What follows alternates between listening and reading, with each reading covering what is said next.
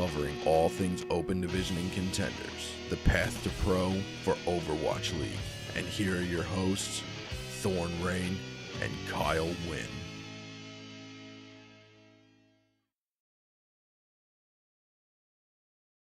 And welcome back to another episode of the Blackwatch Pro Files. I wasn't holding my button, but I introduced the show. This time around, we have none other than the North American top contender himself, Mr. Elk. Elk, how you doing tonight? I'm doing great. I'm excited to be on the show. Fantastic. And as always, my lovely co-host, Mr. Kyle Wynn. Got to get a big smile out of him. Lovely is not a word I describe myself as very often, but I appreciate it. Not a problem. Had to throw you for a loop there. As always, we're going to start it off with our sponsor. We are sponsored by Rogue Energy. Break away from the normal energy and go Rogue. You can find Rogue at therogueenergy.com. Use promo code BlackwatchReport at checkout for 10% off of your total purchase. And with that, we get to move into the fun stuff. So tonight, we're going to talk all about Elk, his history, and all of his path through contenders. So Kyle, why don't you take us away with our first question for Elk? Cool. So the High Noon podcast people, which we're part of, kind of always like to start out with a very simple question. How did you get your start in gaming? Were you one of those people who played competitive games before, like TF2 or CS or League or whatever? Or was Overwatch your first major competitive game? Yeah, so I always find this one of the funnier questions to answer because I come to Overwatch from chess. I don't actually come from a really big gaming background. So it was mostly I just liked the amount of interactions. It seemed like a game that was going to be really, really hard to learn, right? Because you have 6 heroes that all have between 3 and 4 main abilities, not counting movement and positioning, and there's just so much about the game information-wise that it really appealed to me. But yeah, I mostly come from chess, Magic the Gathering, a little bit of Hearthstone, I guess, and StarCraft 2 I played a bit of, but never pro. Interesting. That's real interesting. That's not what I expected for sure. Then again, I mean, we've got a ton of people on the podcast network that started with Magic the Gathering. Fantastic game. Spent way too much money on it. I can't hear you, Thorn. For some reason, Discord being special again. Okay. No, I was just saying that we have a lot of people in the podcast network, Deathblow, Blevins, myself, all started playing in Magic the Gathering. So it's kind of cool to hear, someone else that didn't necessarily start in video games. So I know that you've been on a couple other teams. Why don't you take us through your team history a little bit and let us know, kind of where you started and got to Fusion through. Yeah, so my first team I think I got into right as Season 1 was ending, because Season 1 I was playing on a laptop with 40 FPS, but I was still ranked, my SR at that time was 77. And I posted actually in the competitive Overwatch League Discord, the COW Discord, and someone decided, hey, screw it, let's give this random 16-year-old a shot. And the team name was Mick Right Clicks, which I think I played on for 3 months trying to understand Overwatch at a reasonable level. Kind of stuck around the tier 3, tier 4 scene for a while, just trying to get my footing and understand the game. And then a little bit more recently, Eastwind was I think the first real team that I was on that actually got into a tournament that was notable, where we played against we beat Selfless 2-0, we beat NRG 2-0, and then we lost to Immortals. Then we played Rogue, and obviously we lost to Rogue because Rogue was undefeated at that time. Eastwind then turned into EG. After a little bit with EG, I got an offer to go overseas to play for a Southeast Asian team in Thailand/Taiwan for the Oceanic Pacific Championship, which was an insane experience because the whole thing was done on LAN. So being around your teammates in a team house and playing on LAN for 2.5 months was just a really great experience, I think, as a player to help me grow. But then after, obviously, we didn't really have an ideal season. I think we finished 6 out of 8 teams, and 7 and 8 got relegated. So it was a pretty bad season overall, but it was still a really good experience. And then I decided to leave their organization. Came back to the States because I wanted to be around in North American Contenders, and really after trials with a lot of Contenders teams, I ended up getting an offer from Fusion's team, who Kirby, the Overwatch League head coach at the moment, was doing the scouting for. He decided to pick up like me and Zach. Yeah, and now we're here with me having an undefeated run in North American Contenders, which is obviously like the most exciting thing I think in my Overwatch career so far. Right. Yeah, definitely. It's a pretty good resume so far, if you want to look at it that way. Especially moving on into the future, whatever it may be. But kind of back in the past again, what kind of drew you to initially play support? Did you kind of jump around between different roles ahead of time, or did like the whole shot calling thing kind of draw you instantly to like, I want to do this like kind of Lucio, Mercy, Ana role? So it's interesting actually. On my first team, I played off tank, and on my second team, I played DPS. So I didn't even play support until Eastwind, and the main reason I got into playing support wasn't because I felt like necessarily I was amazing at it, but because I really didn't feel like anybody else was any good at it. And Yep. and a standpoint where you're playing with a team and you really want to win, that can be a bit demoralizing if you feel like communications are falling down or like your team's planning really sucks. So I just kind of figured like if everyone I know in the tier 2 scene or tier 3 scene sucks at this, like I'm sure I can become good at this. Like I know I can become better at this.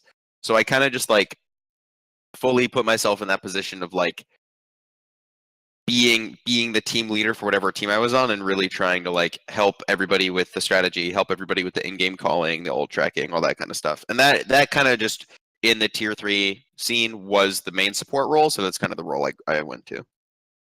Because like I don't know if you know this, but like season 8 in the competitive ladder, I had an account finish 25, 46, and 114, and all those accounts are not playing support. So like, Okay. So if you needed to flex, you could flex. yeah, and I think that's especially why my Ana has been really prevalent in contenders. But overall, I think the support role does suit, especially my like attitude and personality in the game, a lot better. Oh yeah, and it definitely shows that you have the ability to aim with what we saw in the final matches of contenders there. You had some insane grenades, that's for sure. Yeah. But we know that the voting for the community lead just wrapped up for the Overwatch World Cup today. We should find out who that's going to be for North America here in the next day or two, I believe. And then shortly after that, we should find out about the coaches and the GM. With that coming up, with your run in contenders and your part in Fusion University, what do you think your chances of landing one of those World Cup spots may be as a for the support role?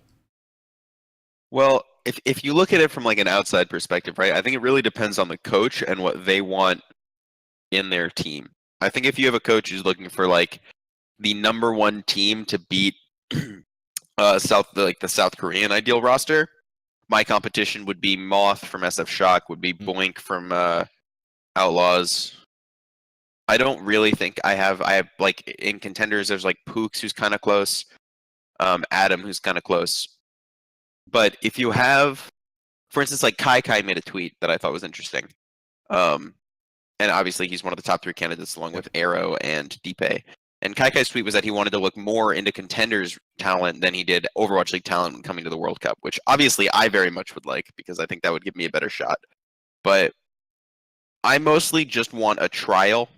I have no issue being turned down if I'm like clearly worse than the other main support, but I at least want that opportunity to like prove myself. Oh yeah, definitely. You don't want to be like caught out before you get like being able to like give what you've got and kind of take your shot at it, I guess. Yeah, definitely. Yeah, and it seems like your chances are pretty good too, because you've got, Kai who wants to dig into contenders for some undiscovered or not as well-known talent, and then you've also got your old coach Arrow, who's, doing pretty well with Dallas now and knows you and knows how you play, and I would be very surprised if he didn't give you a shot. So it seems like it's a pretty good chance for you so far. Yeah, definitely. I mean, I'm a very like, I don't want to say like realistic, but like a very reasonable person, I guess is the way I put it. So like, whether or not I get to try it and whether or not I get on the team is really just like up in the air, and I'm not particularly going to push in any direction, but it's definitely something I would like to do. Oh, definitely. I know myself and Kyle are both pulling for Arrow. I believe that Arrow is our best chance at winning the World Cup, but that's just my personal opinion. But a little bit more into that, if you were given the shot, who would you like to most pair up with on the support line for Overwatch World Cup? Who do you think you'd have the best chance to win with? That's a hard question because, like, obviously on Fusion Uni we have Alarm as our flex support, and I think he's even in Overwatch League he's kind of regarded as like one of the best Zenyatta players in the world. Like Jonak thinks very highly of him, but Dosen thinks very highly of him because he's just like obviously he's 16, so he can't be in Overwatch League, but he's very like prominent and known. But if I had to pick, I think Raucus has been performing really well on Outlaws. There's not really that many North American flex supports, right? Yeah, Like- I think most even most of the contenders teams have got a Korean Zenyatta like you guys have, and a couple of Yeah. I think have it's literally Sleepy and Raucus. I think those are the only yeah. two. That I I think of. either of them. I think either of them would be very strong. I mean, Pers- I'm personally pulling for Raucus because then we would win the best hair duo for the support line. I'm just saying. Yeah, I think that decision then would come down more to what core you're pulling in, because you're probably looking at either most of Outlaws or most of Shock for the rest of the team if you're looking at Overwatch League players. So I think if you're getting like Dante and Super, you probably also would want Sleepy, whereas if you're going to be getting like Jake and like Muma or Fact, you probably also want Raucus. Yeah. Interesting. So I guess we'll kind of move on to the more recent history. At the end of Contenders, you were named the very first North American top contender. So it's essentially like the league MVP. What was that kind of like to you? Is this like the first like major award you've gotten? Was it kind of just like, that's cool, or is it like a kind of a big moment for you?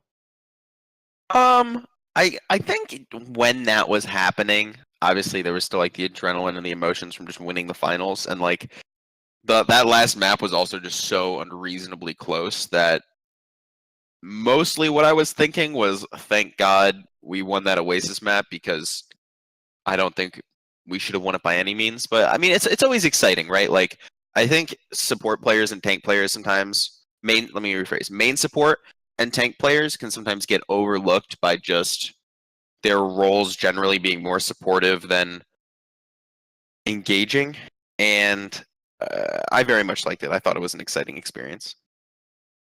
Cool. Oh yeah, definitely. Now we've got, kind of confirmation that there's going to be right around 6 teams coming in as expansion teams into the Overwatch League. What do you think? What cities would you like to see added in? Whether it's in NA or if you feel that it should be more European or over in the Korean market. Where would you like to see the next couple of teams come into play at? I think I want to see mostly foreign teams.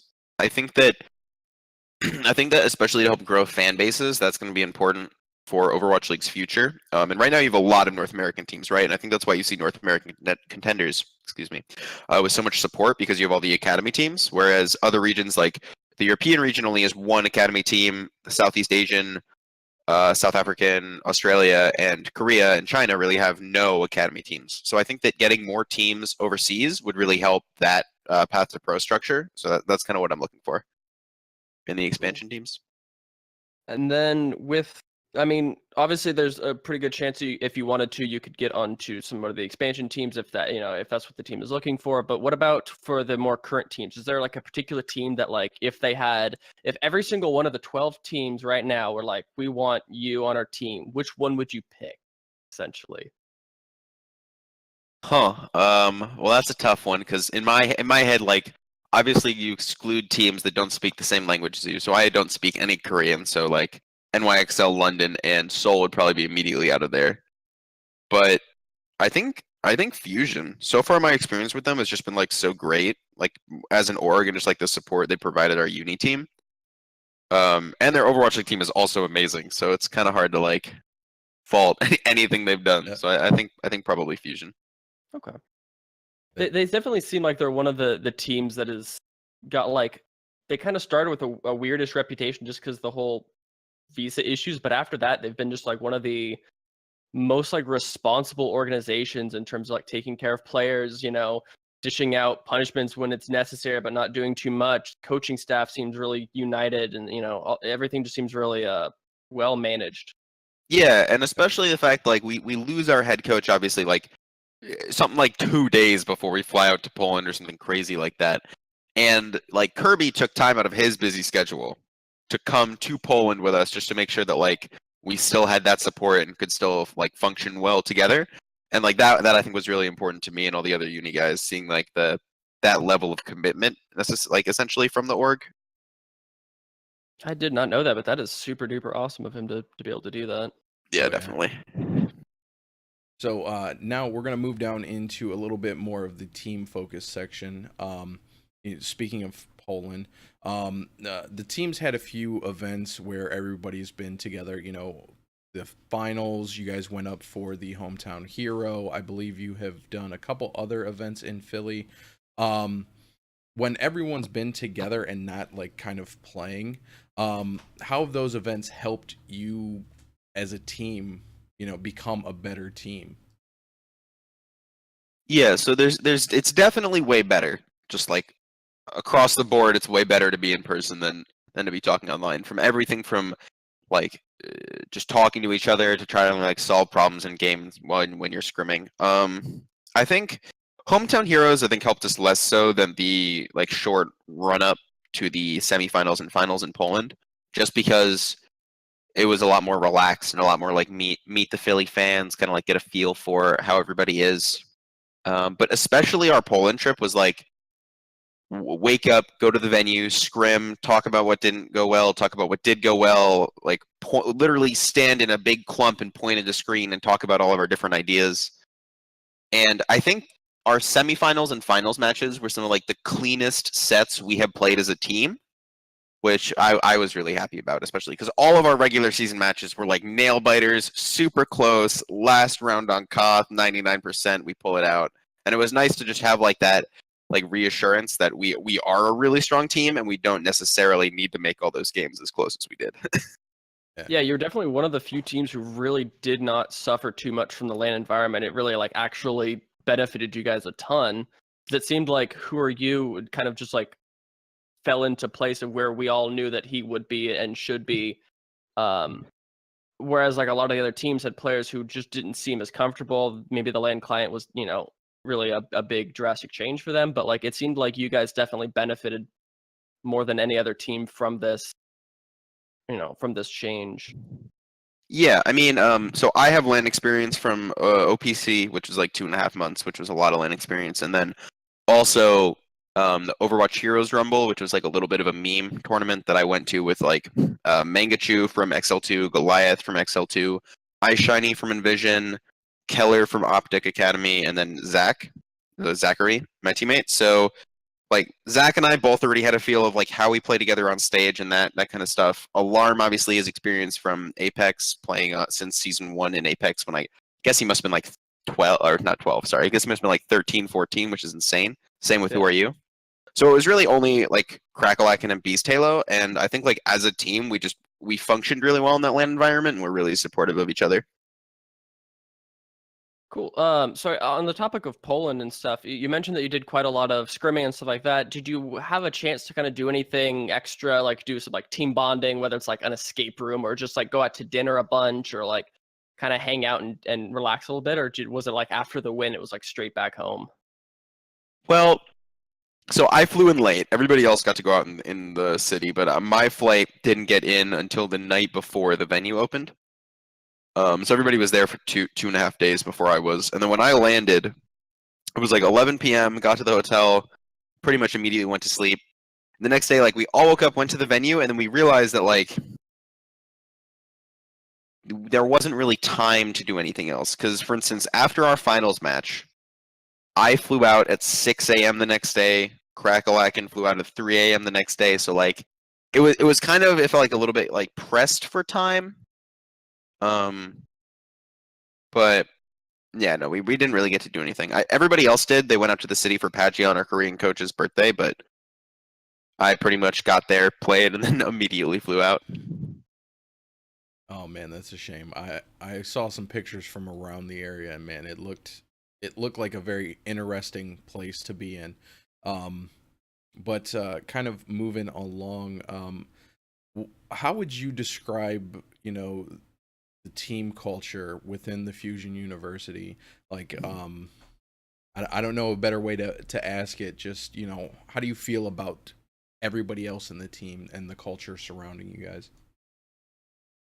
I'm very happy with it. I think that it's very unusual. You get a team with a lot of people who are just willing to like wholeheartedly accept information in the way that our team does, where like we don't really get in, like every disagreement gets worked out really quickly, whether it's in a scrim or in review, just because everybody is there like trying to win, and we all acknowledge that everybody else is also there trying to win. So it's very uncommon that we ever get into a disagreement that comes down to like no one's ever so intent on proving they're right to not accept other opinions, which I think is really good for our team. So I very much like the culture. I think Arrow had a really big part to play in that.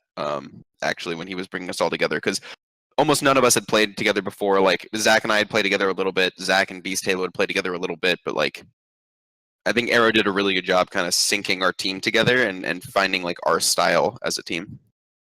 So you would say that like the fact that you're all pretty receptive of like criticism and not taking things too personally, that was kind of like not as inherent as you all got together, but like that's something that Arrow kind of worked with you guys on and tried to help you to become better at kind of that process? Yeah, in a way. Like the way I give feedback, for instance, is not the nicest way to give feedback. It's like it's probably one of my weakest points as a player. Is the way I give feedback is very blunt and very straightforward. Where I'm like, this is my opinion. You can disagree with me and we can talk through it, but like this is straight up, this is my opinion. And Arrow was one of the people I could talk to before our scrims, before a review, and I could be like, this is my opinion.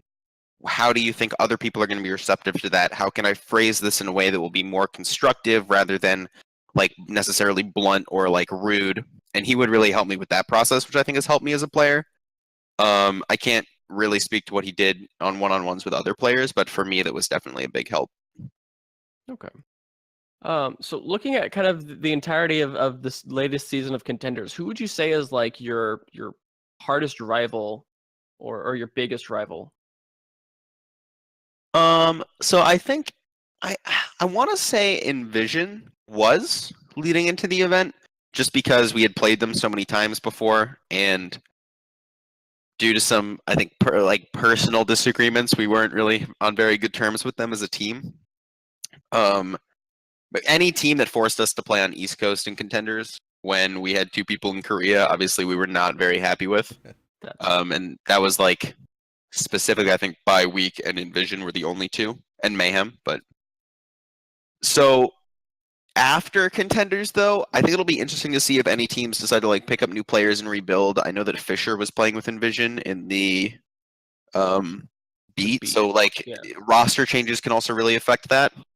Toronto is probably up there. I think Optic is up there, but right now I don't think there's a clear one.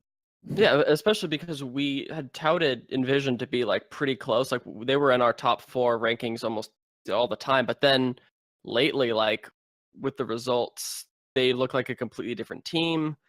And now I have no idea. I don't think any of us have any real idea of like how the chips are gonna fall up until we see how Trials ends and the first couple of weeks of Contenders next season.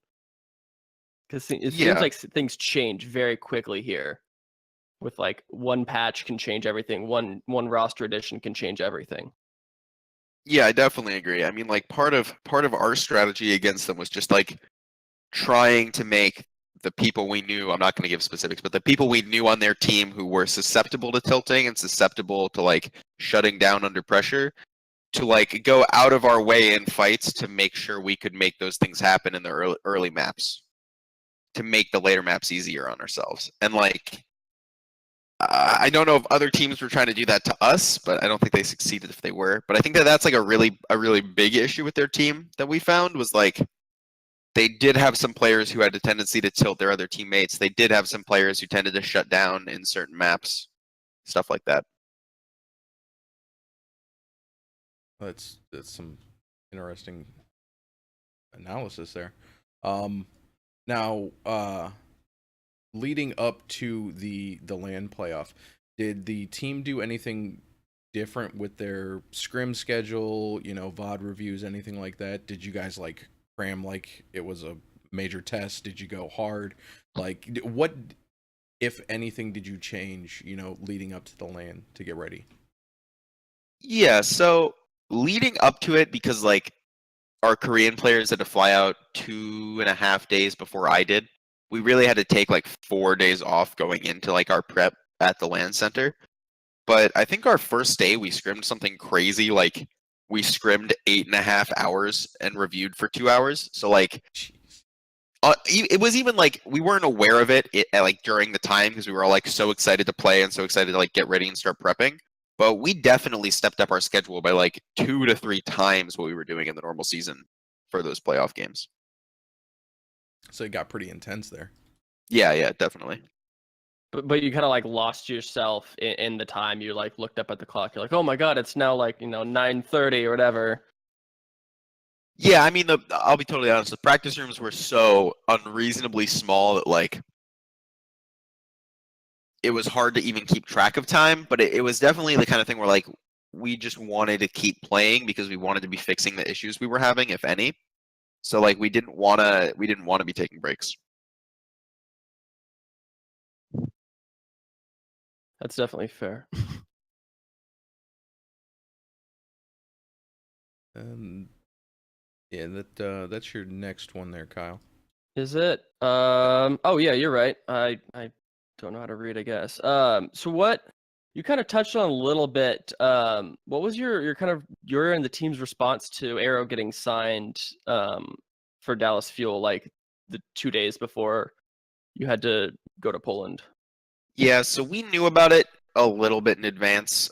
We actually had started having Pagion, our Korean coach, kind of do more of the VOD sessions because we weren't sure if we were going to lose Arrow, but we wanted to make sure that we were still solid if we did.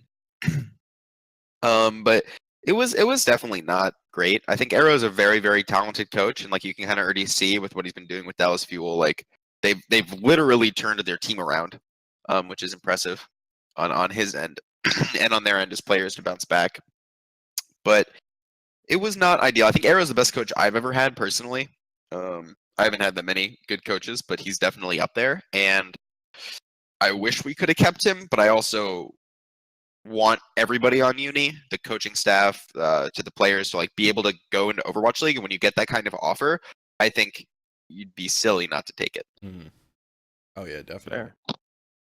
Fair. Now this next question is kind of a special question, and it's going to somebody in Twitch chat right now.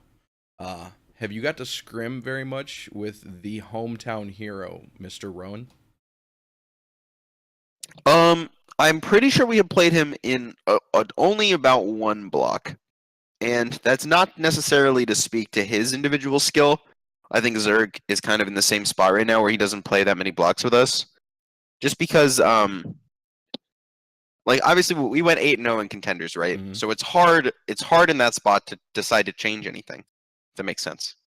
Like But if you're it's already realistic. performing so well and winning, it's hard to want to change what you're doing.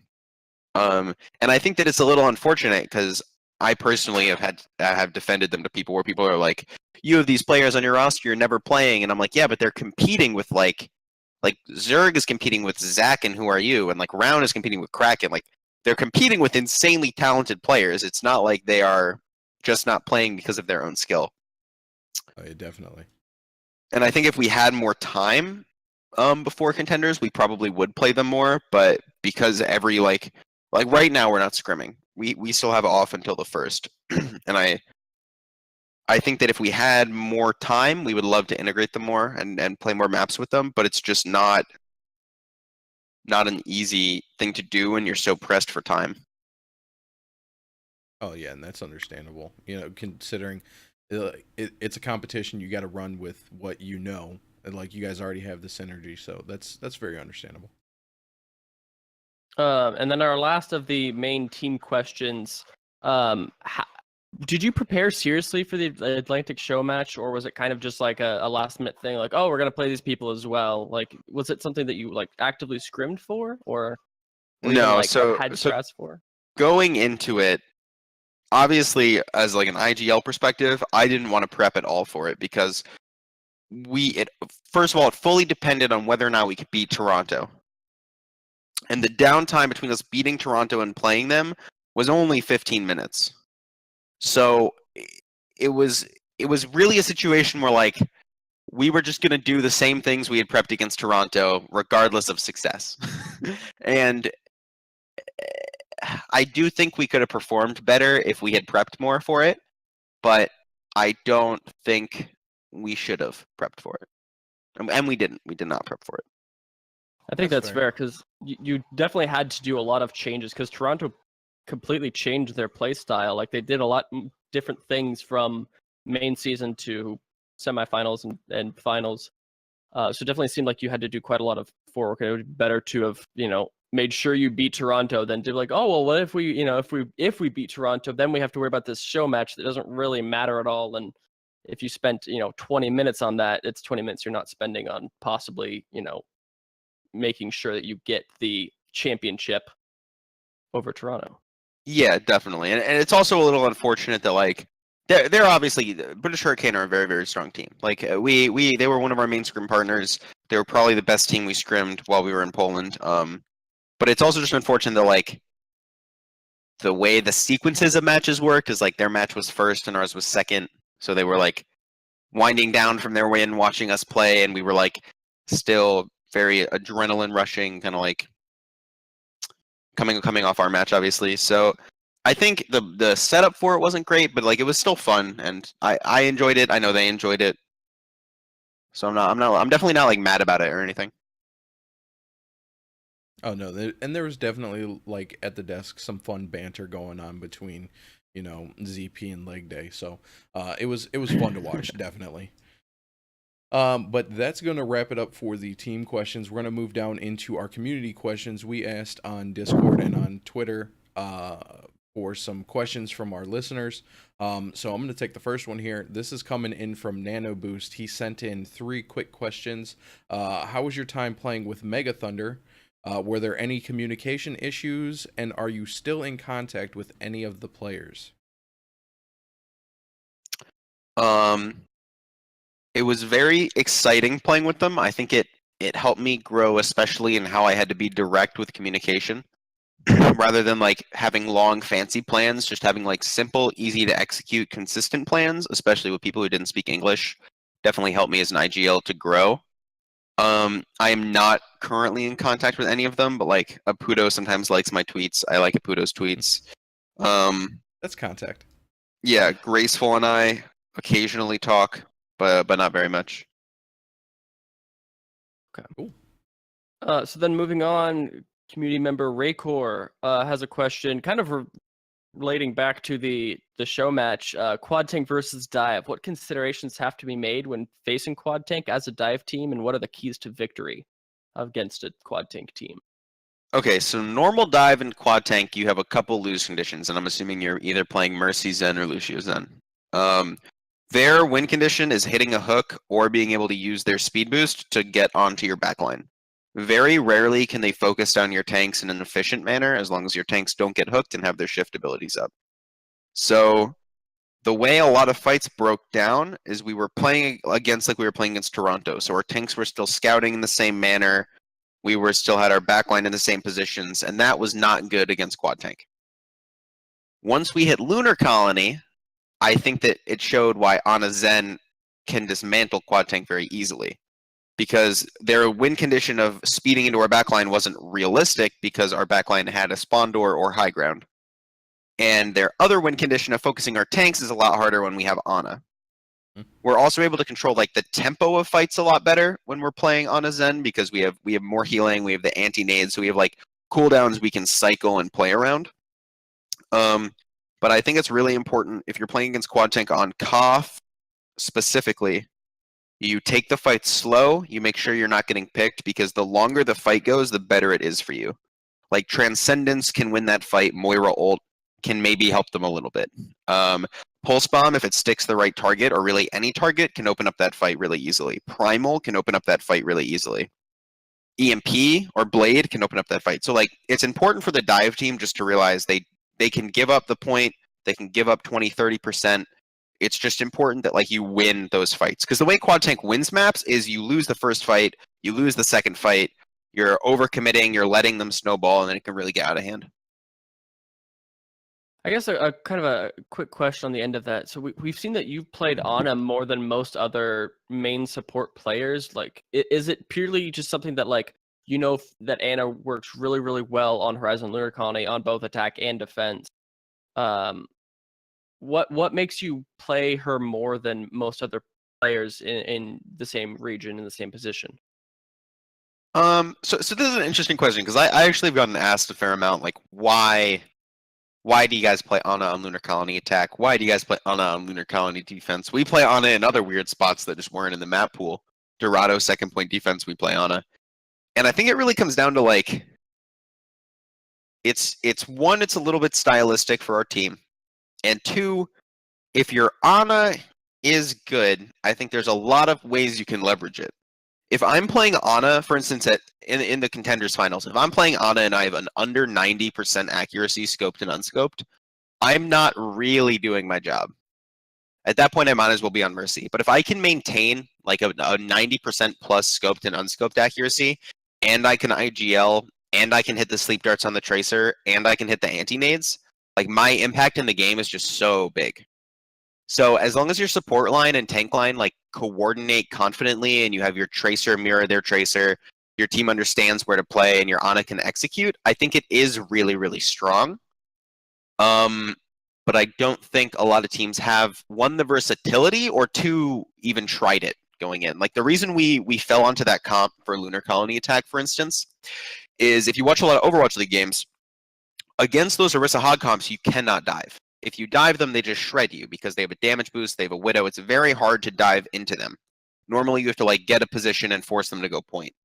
And the realization that we had is if our game plan is to make them go to the point, our comp is just wrong. If we go Sombra Tracer, both of those flankers can really easily touch the point. So if you have Sombra Tracer on point, that diva can't solo contest you anymore because you can hack her, you just do enough damage to her. And then if they commit more people to go to the point, your tanks can use their shift abilities to control the high ground, force the Widow to come back point, and then your supports in main are free. They're no longer under pressure. And then it's the same situation you had on defense, where your backline isn't pressured at all. Your front line is being pocketed so they can trade health really effectively. And then in that mid fight, if you hit an anti, you hit a sleep, you just end up winning it. Also, the Ana, I think, is a lot better into the Junkrat because the spam you take in choke needs to be healed up quickly. You can't really wait for the healing. And I do think it's mostly just like an our team thing. I don't think it's better overall for every team. But we executed it very well. Oh yes, yeah, you guys really did. And I just actually retweeted out somebody's tweet who was breaking down the difference between running an Ana and a Mercy, because you can get basically all of the same benefits of a Mercy with an Ana, with the added benefit of the anti-nade. So I'm hoping that we see Ana come in to play a little bit more, because seeing Mercy all the time gets a little stale, just a little. But moving down to our next question, this comes from Caesar. He wants to know, in a previous interview, you said that you were glad you're not in OWL, as you are still working on your mechanics. After your success going through Contenders and with Fusion University, has this opinion changed? Yeah, I think it has a little bit.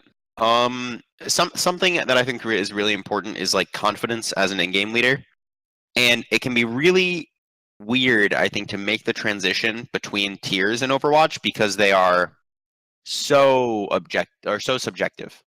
And as an IGL, like if you put me into NYXL and expecting me to perform at the same level Arc does, I think that would be an unreasonable expectation. So like for my own confidence, I want to make sure that no matter what Overwatch League team I go into, that I am confident in that role and in my decisions about the game, so that I'm not playing catch up, and like I feel like I am confident in that way. So after winning contenders, yes. It doesn't mean I don't think I have anything else I can learn. I definitely think I can still improve as a player. But as far as the baseline, if I think I can compete with other main supports in Overwatch League and surpass some/most of them, I do. Yeah. Okay. Our next question comes from Logical Panda, who wants to know is, do you think Open Division teams and Orgless teams should be on the lookout for analysts, even if unexperienced, and are offering to do it for free? And do you think that this is a good place for analysts to start kind of their path to being professional analysts? Ooh, that's a hard one. So there's in lower tier Overwatch, and I experienced this a lot in lower tier Overwatch. There is a lot of people think they know a lot of things. And like that's fair. That's reasonable to have opinions like that. But an issue you can run into a lot is you're on a team and there is some higher power, be it an analyst or a coach or even your like in-game leader, who is giving you information that is wrong. And or even information that is weighted. So like if I'm an in-game leader and I'm talking to somebody, I'm trying really hard to make sure that when I'm speaking out of frustration because we're getting dove a lot, I'm not speaking in a way where I'm putting the blame on them. I'm just trying to phrase it as a problem that they can help solve. And I think that those things can be really damaging to players' development. And you need to kind of be able to, as a player, sift through what is actual information, what is people's opinions, because everything somebody says to you does come from some place of truth. Like they might feel too pressured because you're not in the right position, but they also might feel too pressured because they're playing too aggressive or stuff like that. So you just need to be able to like objectively take in situations as a player. And I definitely think if you have trouble looking at things from like a third person perspective, analysts can help. Analysts can say like, this is my opinion, why is your opinion right? But I do think it's a very important skill as a player if you want to like go on the path to pro, make it into contenders, make it into Overwatch League, that you're able to make your own objective decisions based on the situations.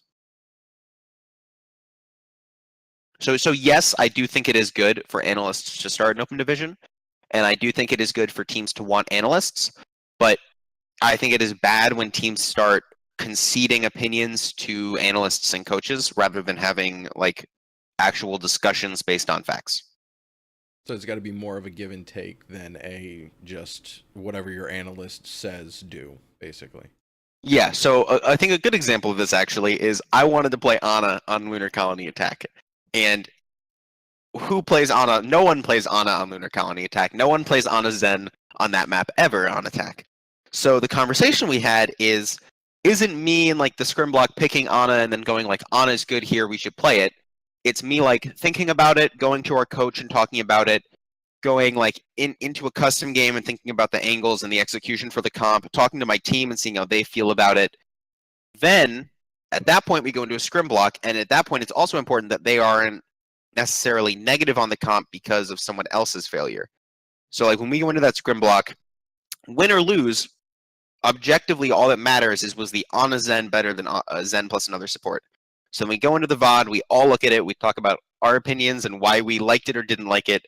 Then we go into the scrim block again and we try to like tweak things. But what could be negative is per se, we go into the scrim block, we lose because let's say our tracer gets trapped by the Junkrat and we never like successfully get to the point to pressure it because we just get spammed out and die.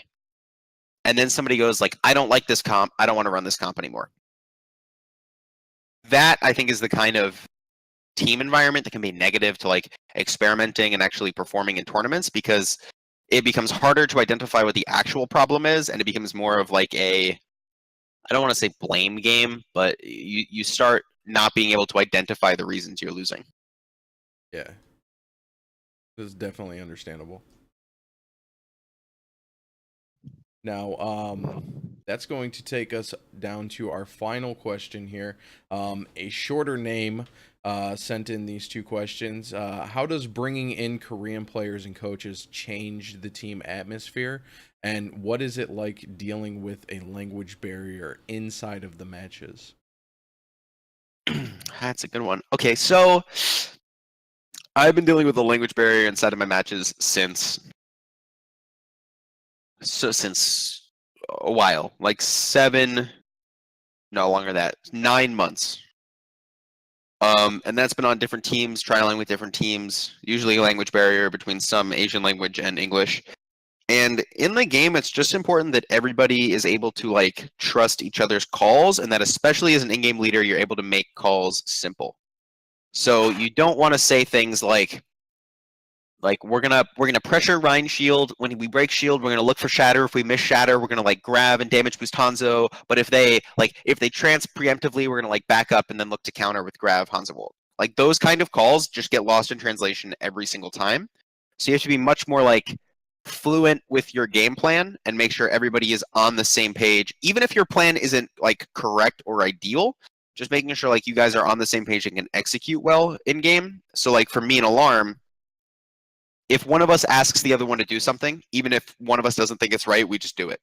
So like if I go alarm, come left side, like he will just say okay and just come left side with me. If he says like elk push tracer, like I'll just push tracer, because we like with the language barrier, you don't have time in game, I think, to make those structured like conversations happen, which I don't think is always even a good thing. Listening to calls is usually always better than not listening to calls, but I think it actually helps teams kind of become more trusting and reliant on each other, rather than having like not more discussion, but more like disagreements in game. Because like that's something that can be dealt with after the fact. Like you can go into the comms and the VODs after the fact and be like, okay, well, this wasn't a good call to make, but in the game it was fine to just immediately do what he says, because if if you got kind of stuck up and said I didn't want to do that, or I had to discuss it, then you lose the fight because you're paying more attention to the conversation and whether or not he was right or wrong or whatever, right? Yeah, so I think a good example of this is I make a call. We're playing Toronto Esports. We're up 3-1. We're in Oasis. We're having a really hard time dealing with Sombra Moira playing dive, so we decide we're going to play McCree Mercy Zen. And we lose the first round in a pretty terrible fashion. Like, we waste ults. We have terrible synergy in where we're pushing. We're getting flanked all the time playing McCree Mercy Zen with Winston Devo, which just like should not be happening. So going into round 2, I just tell everybody, like, I know we haven't scrimmed this comp, but we're not gonna play the McCree comp. I'm just like, we're gonna play dive, and it's gonna be an uphill battle, but we all trust each other and know how to play dive well, and that's just what we're gonna run. And I think we win University, and it's like a close match, and then we go into the last map. We still run dive, and in the middle of the map on dive, so Lucio Zen, Genji Tracer, Winston Diva, Zach makes the decision to swap McCree, and I have beat as Lucio. So then we're on this comp that is Tracer, McCree, Lucio Zen, which I think is a terrible, terrible comp. And we're down 99%. And we end up holding the point for a full 100%, playing everything completely on the fly just because like that was the situation we were put in and that's how we had to respond. And I think that that strength as a team is really just us trusting that like Zach knows how to position with this comp. He knows how to execute. We know that if we hear a call, we're going to like just run with it and support it. And it ended up working for us, even though it may not have been the best call and probably objectively was not the best call. And I think that was like really interesting to watch back after the game and go like, holy shit, we won this fight, even though like all of these things happened. Oh no, definitely. So you guys went from like, making a bunch of micro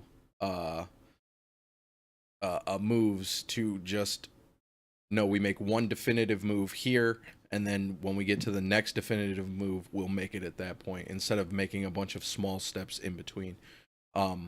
It makes sense as to why that would work more when you're working with someone that doesn't speak the same language.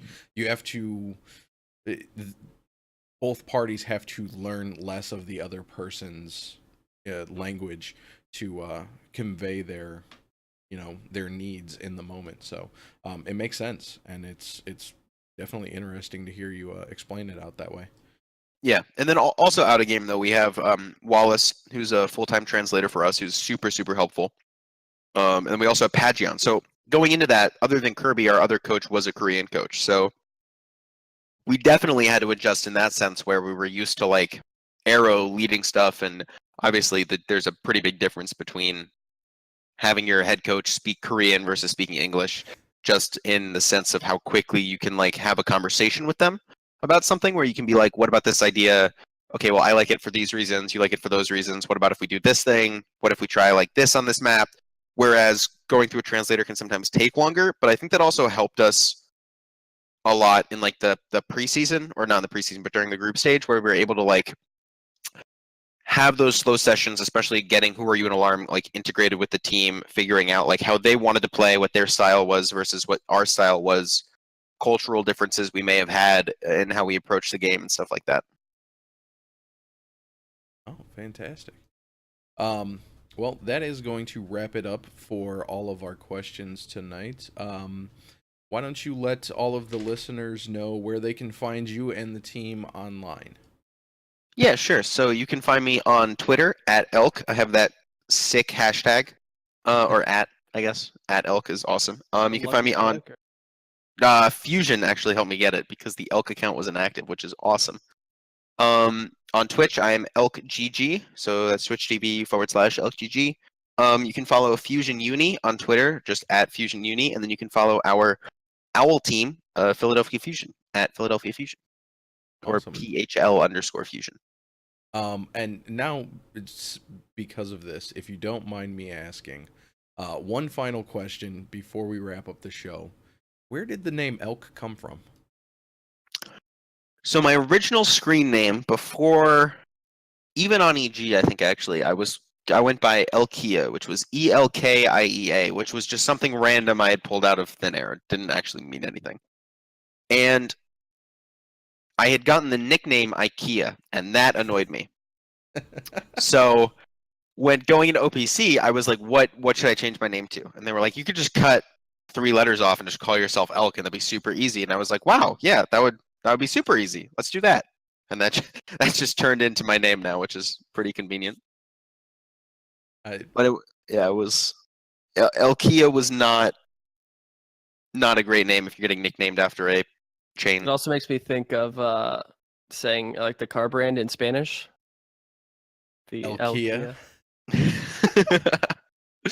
But yeah, I think Elk is a definitely a good choice because it's short. It fits among the very many famous Overwatch players with 3-letter names. But we do appreciate the fact you don't go ELK like a bunch of other players do.